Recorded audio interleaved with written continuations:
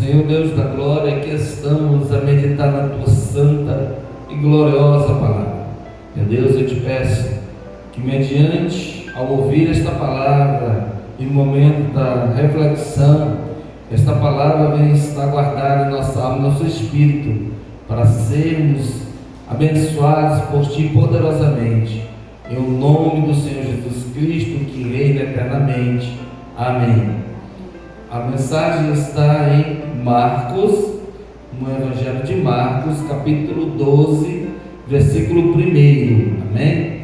E vamos falar sobre a parábola dos lavradores malvados. Amém? Oh glória! Vamos ler então. Diz o seguinte: e começou a falar-lhe por parábola. Um homem plantou uma vinha e cercou-a de um valado e fundou nela um lagar e edificou uma torre e arrendou-a a uns lavradores e partiu para fora da cidade e partiu para fora da terra. Aleluia. E chegando o tempo, mandou um servo aos lavradores para que recebesse dos lavradores do fruto da vinha. Mas este, apoderando-se dele, o feriram e o mandaram embora vazio, sem nada. E tornou a enviar-lhe outro servo, e eles, apedrejando, o feriram na cabeça e o mandaram embora, tendo-o afrontado. E tornou a enviar-lhes outros, e a estes mataram, e a outros muitos, dos quais uns feriram e outros mataram. Tendo ele, pois, ainda seu filho amado, enviou-o também a estes por derradeiro, dizendo: ao menos terão respeito ao meu filho. Mas aqueles lavradores disseram entre si: este é o herdeiro, vamos matá-lo e a herança será nossa. Vamos e matamos, e a herança será nossa. E agarrando-o, o mataram e o lançaram fora da vinha. Que fará, pois, o Senhor da vinha? Virá e destruirá os lavradores e dará a vinha a outros. E ainda não lestes esta escritura? A pedra que os edificadores rejeitaram, esta foi posta por cabeça da esquina. Isso foi feito pelo Senhor, e é coisa maravilhosa aos vossos olhos? E buscavam prendê-lo, mas temiam a multidão, porque entendiam que contra eles diziam essas parábolas, e deixando-o foram-se. Aleluia. Foram-se embora, né? Oh glória. E aqui nós vamos vendo e ouvindo a palavra, entendendo com o coração, para que essa mesa fique guardada dentro de nós e nós não viemos nos desviar dos caminhos do Senhor. Visto que estes lavradores se desviaram do caminho de Deus. Se você bem entender quem são esses lavradores, você vai compreender que é o povo de Deus, que eram os judeus na época. Então o Senhor plantou uma vinha. Essa vinha quem é? Jerusalém. Israel plantou uma nação, e ele entregou para aquele povo tomar de conta, para que fosse uma bênção. Em determinado tempo o Senhor levantou seus servos, que eram os profetas, os homens de Deus, para que aqueles homens voltassem para o caminho, fizessem o que era certo e desse aquilo que é do Senhor. E o que era que ele devia de dar ao Senhor? Louvor, a gratidão. Amém? visto que eles estavam bem, em um lugar seguro, com riqueza, com alimento, com sustento, tudo que Deus dava para eles, porque as mãos do Senhor estavam estendidas para abençoar aquele povo. E toda a riqueza, o azeite, a farinha, tudo era Deus que dava. Os frutos da terra, era Deus que dava, abençoando aquela nação, abençoando aquele povo. Mas eles, cheios de si, cheios da vaidade, do orgulho, da soberba, diziam em si que aquilo era a força do trabalho deles e que aquilo era direito deles. E desprezavam a Deus, e desprezavam o Senhor, que é dono de tudo. E o Senhor levantava outros profetas, e eles maltratavam os homens de Deus, os servos do Senhor, apedrejavam, espancavam, humilhavam, e eles saíam vazios, e o povo, e os profetas voltavam de novo. Deus levantava outros servos e mandava para chamar a atenção, para exortar aquele povo, para que eles viessem fazer o que era certo. E quanto mais Deus levantava homens para direcionar, mais errado eles andavam, pior eles faziam, até o ponto de matar os servos do Senhor, apedrejar, espancar, maltrataram, maldizeram, prenderam. Mas Deus não desistiu, porque Deus não desiste. O amor ele não desiste, o amor é confiante. Aleluia. Por último, o Senhor mandou o seu Filho amado.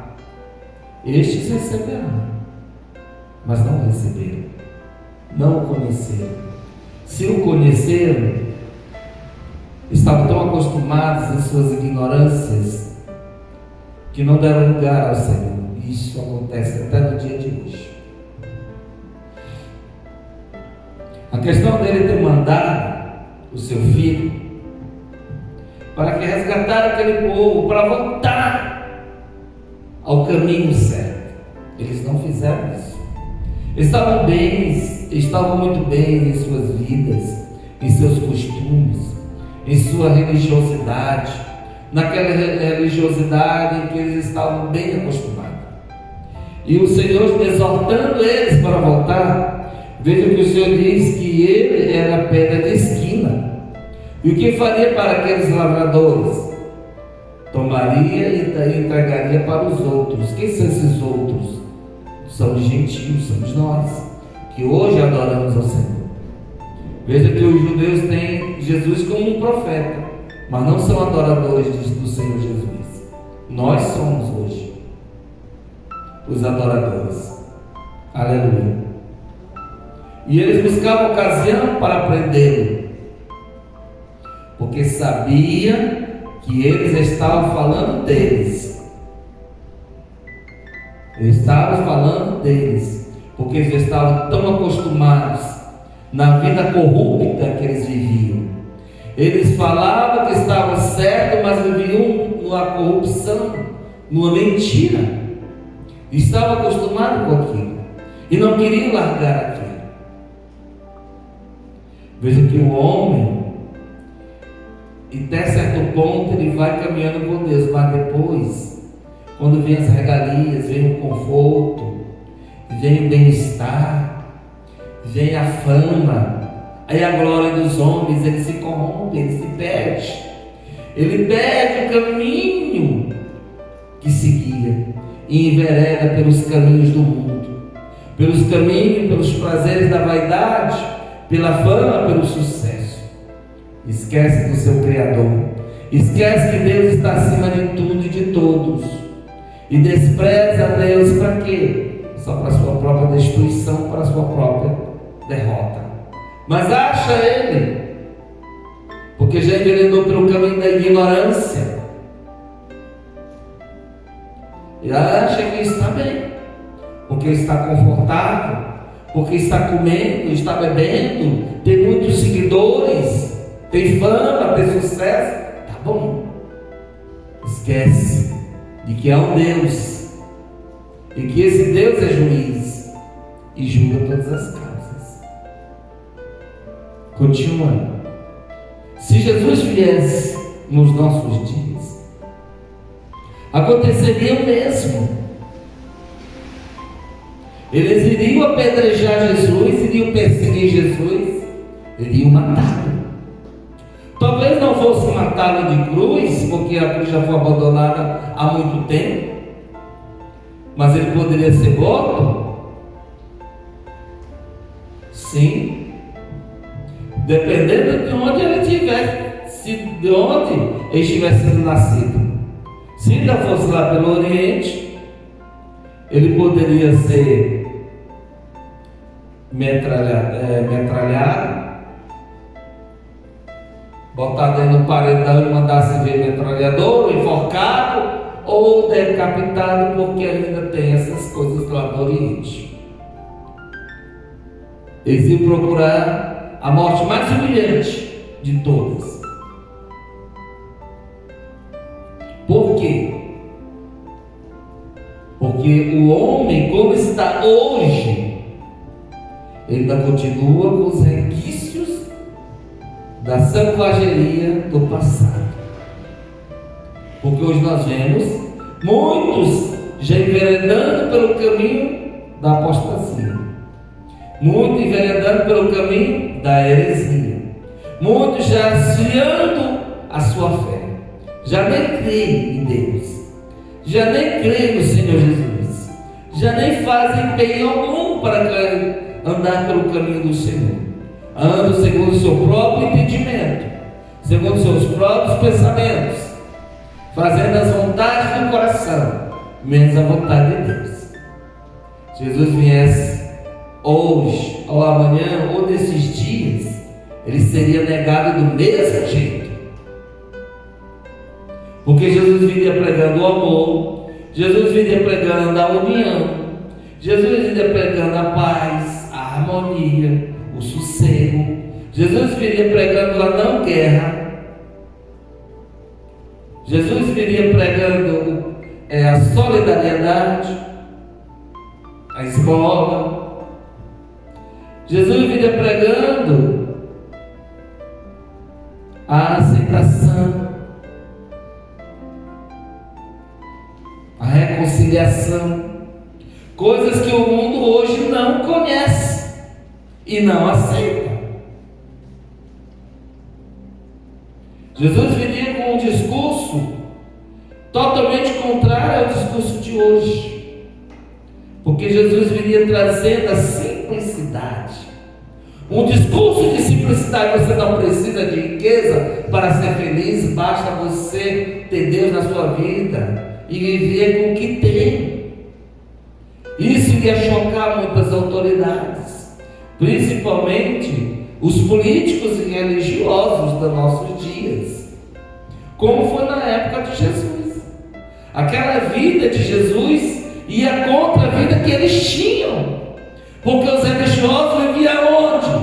No templo, que era igual um palácio, rodeado de conforto, com o melhor, rodeado de dinheiro, de ouro, prata, joia, de tudo o que era de melhor. E tinha os políticos que viviam nos palácios, nas mansões, e que viviam rodeados de escravos e servos, viviam confortavelmente, regaladamente. É o que nós vemos no dia de hoje. Muitos homens religiosos andando em Hilux, em aviões, em carros de luxo, vivendo emoções do maior conforto, enquanto que suas ovelhas estão na pobreza, na fome, na miséria. Os políticos também é a mesma coisa, com apartamentos nas capitais, regalados uma vida de champanhe, de cerveja, etc., uísque, tendo do bom e do melhor, vivendo no maior conforto, viajando para todos os cantos de aviões. Eles iam aceitar Jesus, que andava a pé, que andava de jumento, fosse no dia de hoje andar de carroça? Não iam querer Jesus, e odiar Jesus. Jesus queria dormir nas praças pregando a palavra. Jesus queria estar lá na porta do mercado pregando a palavra. Eles iam odiar Jesus. Sabe por quê? Porque dizia que ele estava criando tumulto. Aí Jesus ia para a praça, eles iam brigar, a polícia ia atrás, que está criando tumulto, está sendo um agitador. Aí Jesus dormia debaixo de uma árvore. Pode ser daí, é mendigo, é vagabundo. Vocês vão seguir um vagabundo, um mendigo? Eles não iam aceitar. E a maioria do povo não ia aceitar Jesus. Não. Quem está numa vida hoje de conforto, de vaidade, não ia seguir Jesus. Esses cantores, os famosos que dizem que é de Jesus, vocês acreditam que isso é verdade? Não é. Se eles fossem viver a vida de Jesus, eles não iam querer. Eles vivem uma mentira. Ainda tem gente que acha que aquilo é verdade, é mentira. Eles não iam aceitar Jesus. Eles não iam sentar-se com Jesus. Porque iam ter Jesus como um mendigo, como um vagabundo, como um homem de rua, como Zé Ninguém. Você acha que eles iriam receber Jesus em suas casas? Botar Jesus para se sentar nas suas cadeiras de luxo?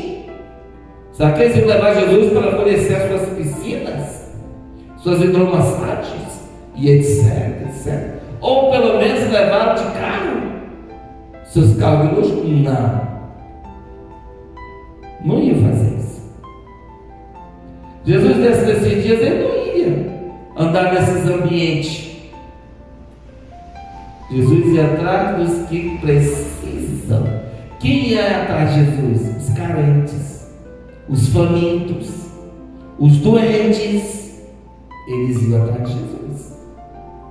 Os famintos, novamente. Quem ia atrás de Jesus? Os pobres, os famintos, os doentes, os enfermos, os endemoniados, como foi também na época de Jesus. Esses iriam atrás de Jesus, porque não tinham nada a perder. E com Jesus sempre se ganha, não se perde, se acrescenta. Quando foi numa época, houve aqui no Brasil um local chamado, era uma cidade, Canudos, e lá tinha um pregador chamado Antônio Conselheiro. E ele era um religioso, e lá ele botou aquele povo, assentou aquele povo naquelas terras. E Canudos começou a crescer, ficar um lugar famoso. O que foi que o governo fez? Mandou destruir tudo e matar todo aquele povo. E aquele povo foi morto. Mataram o Antônio Conselheiro e todos os seus seguidores. Tocou fogo naquele lugar. É um local que hoje pertence a Alagoas. Destruiu tudo no sertão. Só porque eles queriam uma vida melhor. Porque para as autoridades, querer ter uma vida melhor é contra os seus princípios. E Jesus sempre buscou e sempre mostrou um bom caminho para todos nós, para o povo. Então, nós temos que ter consciência de quem é o nosso Deus e sempre buscar Deus em primeiro lugar. Nosso alvo tem que ser o Senhor. Como alguém pregou ontem, não sei se foi o Wallace ou foi a Ana Maria, e não deixar, você não foi? Pai, mãe, filho, irmão, etc. Por amor do Senhor, não é digno dele. Então nós temos que ter alvo na nossa vida, um alvo que é Jesus. E nós não podemos negligenciar o nosso alvo, ele tem que estar em primeiro lugar. Porque quando a gente busca cumprir a vontade de Deus e andar no alvo que é Jesus, ele acrescenta as outras coisas. Porque ele sabe a sinceridade do nosso coração. Nós não temos que viver segundo a cabeça dos outros.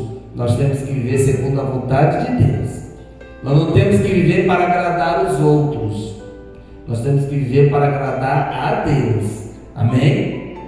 Tudo que a gente fizer é para agradar o Senhor. Porque esses aqui desagradavam a Deus. Por quê? Porque o Senhor não agradava a eles. Aprenda isso. Nem toda vez Deus vai nos agradar.